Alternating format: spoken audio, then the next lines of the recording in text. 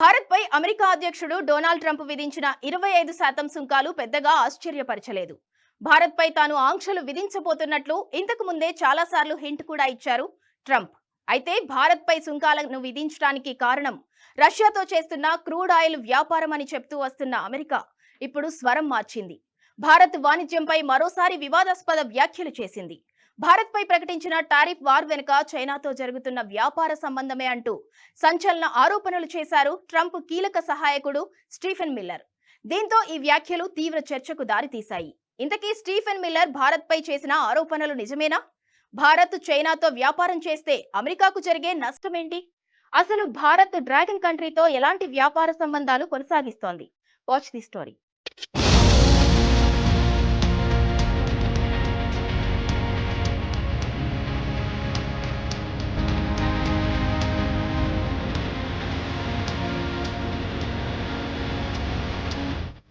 భారత్ నుంచి తమ దేశంలోకి దిగుమతి అయ్యే వస్తువులపై 25% సుంకాలు, అదనంగా జరిమానాలు విధించిన డొనాల్డ్ ట్రంప్ ఆగస్టు 1వ తేదీ నుంచే ఈ సుంకాలను అమల్లోకి తీసుకొచ్చారు. అయితే రష్యా నుంచి ముడి చమురు కొనుగోలు ఆపకపోతే భారీగా పెనాల్టీలు తప్పవని ట్రంప్ బెదిరింపులకు దిగిన సంగతి తెలిసిందే. కానీ అదనంగా విధించే పెనాల్టీలపై ఇంకా స్పష్టత రాలేదు. మరోవైపు ఇప్పుడు ట్రంప్ బెదిరింపులకు భారత్ భయపడి రష్యా చమురు దిగుమతులను తగ్గించుకున్నట్లయితే భారీగా భారం మోయాల్సి వస్తుందని విశ్లేషకులు చెబుతున్నారు. అయితే భారత్పై అమెరికా సుంకాల బాదుడికి కారణాలు చెబుతున్న అమెరికా ఇప్పుడు మరో షాకింగ్ విషయం బయటపెట్టింది.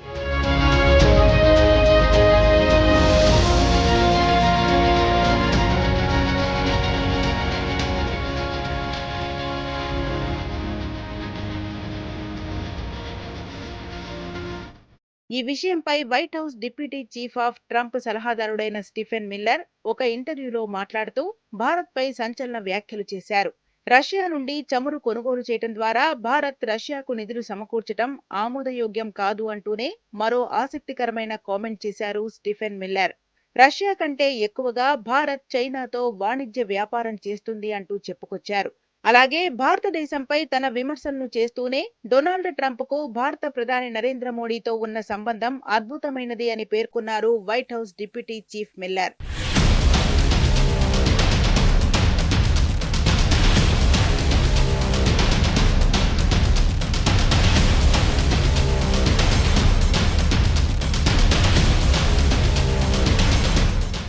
అయితే స్టీఫెన్ మిల్లర్ కామెంట్స్ కూడా ఒక రకంగా నిజమే అంటున్నారు నిపుణులు. ఎందుకంటే భారత్ కూడా యుఎస్ చైనాతో సమానంగా ఎదిగే ప్రయత్నం చేస్తోంది. సొంతంగా ఆయుధాలను సైతం తయారు చేసుకుంటోంది. ప్రపంచ ఆధిపత్యం కోసం తన వంతు ప్రయత్నాలు తాను చేస్తోంది. యుఎస్ ద్వారా వచ్చే నష్టాన్ని ఇతర మార్గాల ద్వారా పూరించేలా ప్లాన్ రెడీ చేస్తోంది భారత్.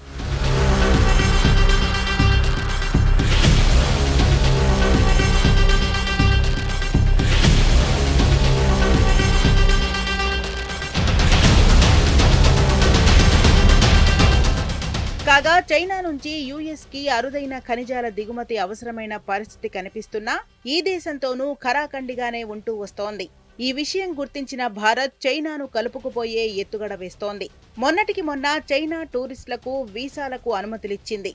అమెరికా ఇలాగే కఠినంగా వెళ్లే పనైతే చైనా ఇతర ఆఫ్రికన్ కంట్రీస్ తో కలిసి కొత్త జట్టుగా ఏర్పడేందుకు భారత్ చూస్తున్నట్టు అంచనా వేస్తున్నారు పలువురు దౌత్య నిపుణులు.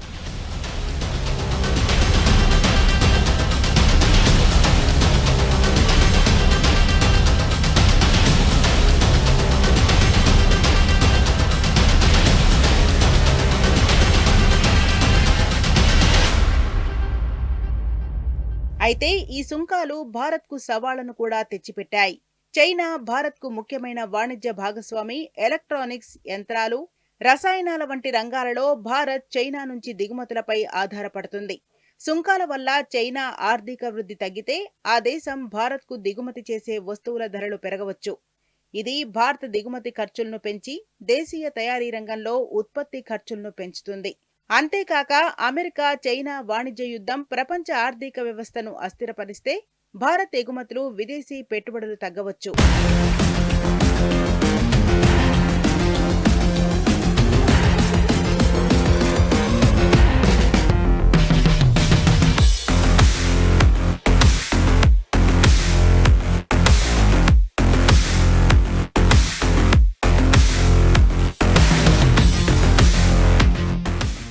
ఇక రష్యాతో చమురు వ్యాపార విషయానికొస్తే ప్రస్తుతం ప్రపంచంలో 3వ అతిపెద్ద చమురు వినియోగదారు, దిగుమతిదారుగా భారత్ ఉంది. అయితే 2022 తర్వాత రష్యా చమురుపై పశ్చిమ దేశాలు ఆంక్షలు విధించాయి. ఈ క్రమంలో చమురు ఎగుమతులు పెంచుకునేందుకు రష్యా రాయితీలు ప్రకటించింది. ఈ పరిస్థితులను సద్వినియోగం చేసుకున్న భారత్ రాయితీ ధరలకే రష్యా నుంచి భారీగా చమురు దిగుమతి చేసుకుని గణనీయంగా లబ్ధి పొందింది. ఉక్రెయిన్తో యుద్ధానికి ముందు భారత్ చమురు దిగుమతుల్లో రష్యా చమురు వాటా 0.2% కంటే తక్కువే. కానీ ఇప్పుడు అది 35 నుంచి 40% పెరిగింది. ఫలితంగా భారత దిగుమతి గణనీయంగా తగ్గింది. రిటైల్ ఇంధన ధరలు, ద్రవ్యోల్బణం అదుపులో ఉండేందుకు దోహదపడింది.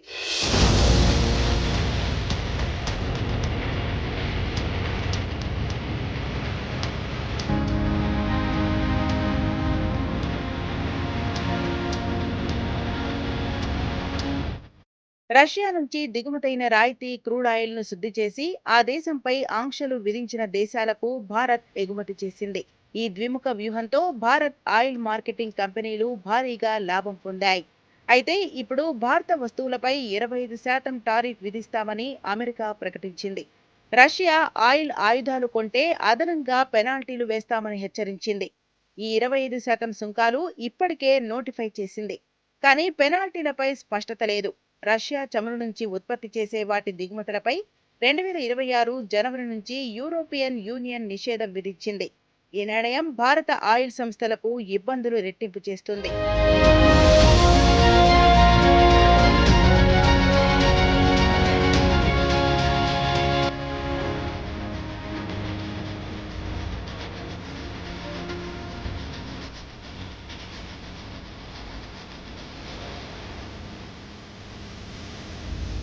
గత సంవత్సరం ముడి చమురు దిగుమతులపై భారత్ $137 బిలియన్ మేర ఖర్చు చేసింది.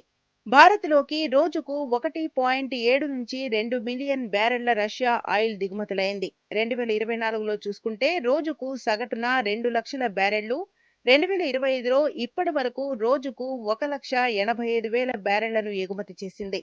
రష్యా చమురుతో 2 ఏళ్లలో రిలయన్స్ భారీగా మార్జిన్లను పెంచుకుంది. అయితే తాజా ఆంక్షలతో ఇతర మార్కెట్లపై దృష్టి సారించాల్సిన అవసరం ఏర్పడింది.